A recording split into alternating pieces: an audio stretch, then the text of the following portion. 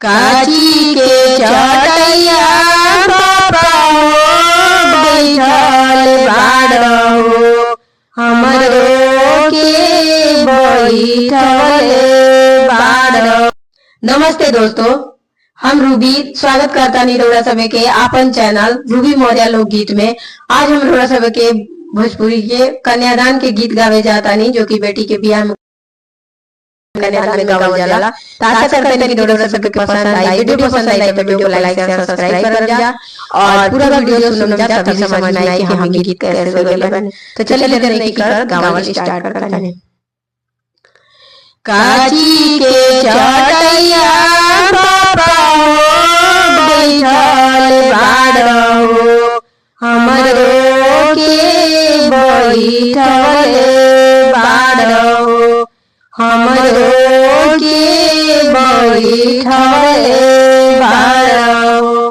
के कर पापा भइले बाड़ो हमरो के देवल बाड़ो। कुसा के चटैया बेटियो बैठल बानियो तुहरो के बैठल बानियो तुहरो के बैठल। खाना लगे हटा बेटी धइले बानी हो तुहरो के धरले बानी हो तुहरो के धरले बानी हो। काची के कर्जा पापा हो कइले बाड़ो हमरो के त्याग ताड़ो हमरा के त्याग ताड़ो।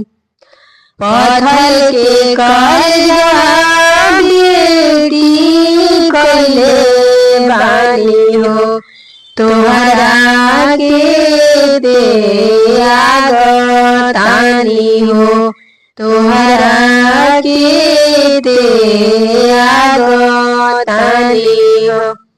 काची के चटैया भैया बैठल बाड़ो हमरो के बैठल बाड़ो। के करता भैया धइले बाड़ो हमरो के धरले बाड़ो। काची के कर्जा भैया कइले बाड़ो हमरो के विसार ताड़ो हमरो के विसार ताड़ो। तो दोस्तों, आप सबके ये गीत कैसा लगा कमेंट में जरूर बताइएगा। गीत अच्छा लगा हुई तो सपोर्ट करम जा। चलता नहीं एक नई गीत के साथ मिलम, तब तक के लिए जय माता दी।